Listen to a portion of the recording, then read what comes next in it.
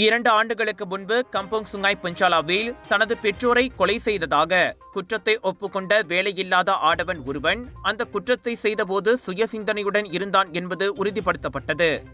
பேராக்கில் உள்ள பஹாக்யா உலுக்கிந்தா மருத்துவமனையில் இவ்வாண்டு பிப்ரவரி 7ஆம் தேதியிடப்பட்ட மனநல பரிசோதனை அறிக்கையின் அடிப்படையில் 44 வயதான எஃப்என்டி முகமது ஆகுஸ் என்கிற முகமது அலிக்கு மனநோய் இல்லை என்பது உறுதிப்படுத்தப்பட்டுள்ளதாக அரசு தரப்பு துணை வழக்கறிஞர் இசலினா அப்துல்லா உயர்நீதிமன்ற நீதிபதி கே முனியாண்டியிடம் தெரிவித்தார்.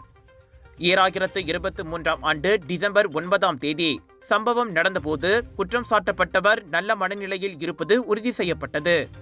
மேலும் அவரது செயல்களின் தன்மை மற்றும் விளைவுகள் குறித்து அவருக்கு தெரியும் என்பதோடு அந்த செயல்கள் தவறானவை மற்றும் சட்டத்திற்கு எதிரானவை என்பதை அறிந்து கொள்ளும் திறன் அவருக்கு இருந்தது என்றும் இசாலினா சுட்டிக்காட்டினார். இந்த அறிக்கை எழுதப்பட்ட தேதியில் குற்றம் சாட்டப்பட்டவரின் மனநிலை சீராக இருந்துள்ளது.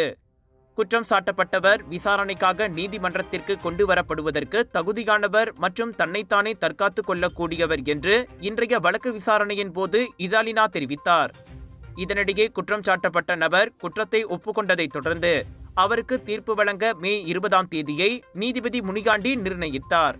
பினாங் கடா பேரா மக்களே, கலர்ஸ் ஆஃப் இந்தியா பிரம்மாண்டமாக வழங்கும் Penang international Indian expo and viral food festival AEON big Seberang Jaya Perai பினாங்கில் 30 ஏப்ரல் தொடக்கம் 4 மே வரை ஃபுட் ஃபெஸ்டிவலில் 100க்கும் அதிகமான உணவுகளை ருசிக்க பானிபூரி, குனாஃபா, பஞ்சாபி ஸ்வீட்ஸ் என ரகமாய் உணவுகள், wedding collection, sorry collection, kids வேர், ஆக்சசரிஸ் என 100க்கும் அதிகமான sales பூத்துகள் 80% டிஸ்கவுண்ட்ஸோடு AEON big Seberang Jaya Perai பினாங்கில் big sale, big discount.